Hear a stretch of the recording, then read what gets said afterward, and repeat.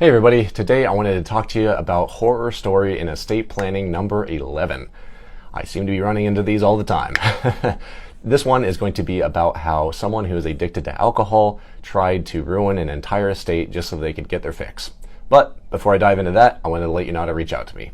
You can find me in my email, Derek, D-E-R-E-K, at legionlawpllc.com, or you can go to my website, www.legionlawpllc.com. So with that, let's dive right into this horror story. I don't mean to speak down or negatively about those who are addicted to substances. I completely understand. I've seen plenty of loved ones and friends struggle with their own issues. But in this particular circumstance, this individual was severely addicted, not just moderately. And he felt the need to decide to bust up a will because the default laws of Texas would give him a lot more money than what the will said. Now, I've talked about this in a previous video. There are different ways to try to bust up a will, but at the end of the day, it is actually pretty difficult. And unfortunately, the family dynamics, how do I say this? Human nature, I've come to discover, is a little less than ideal when it comes to free, quote unquote, money, free money.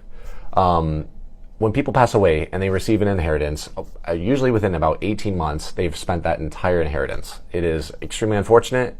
A lot of people view this as pennies from heaven, free money, but in reality, I would argue that these are assets of someone who's passed away. They spent their entire life accumulating these assets, and there should be at least a little bit of reverence to these, to receive these assets, to do something beneficial and good that that person would have wanted.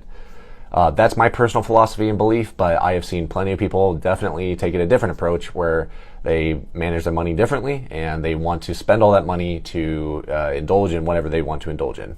Again, more power to them if that's the case. But in this particular case, this individual was severely addicted to alcohol and was running out of money. And so the thought process was, I'm going to hire an attorney.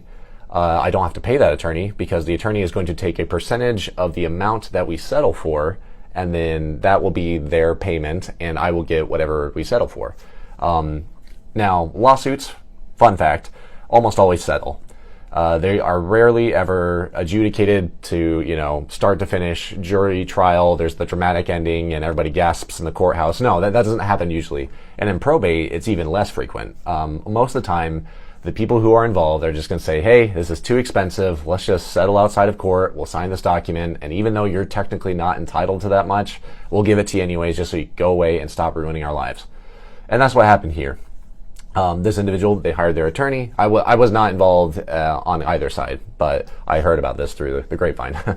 But the alcoholic decided to hire an attorney. They sued all the family members, trying to bust up the will by saying, hey, mom didn't sign this correctly. Mom had schizophrenia and she was not able to do this, sign the will right. So how can you say there's a will?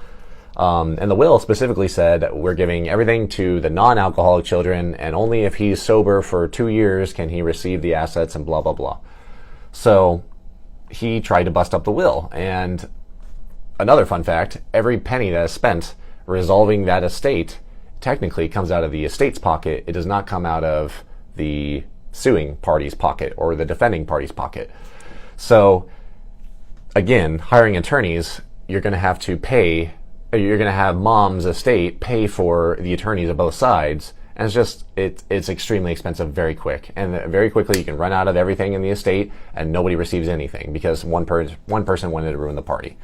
And again, if he had busted up the will, then the busted up will would say, all right, this is no longer effective, so the default laws of Texas apply, and the default laws say all children receive equal shares regardless of their alcohol use. Either way, what I'm trying to say is that this is very complicated and very taxing for a lot of people, and the attorneys are the only ones who really benefited. And in this case, the alcoholic did too, because he received a lump sum payment to just make him go away. So that's the horror story that happened. And honest to goodness, it happens way more frequently than you would think.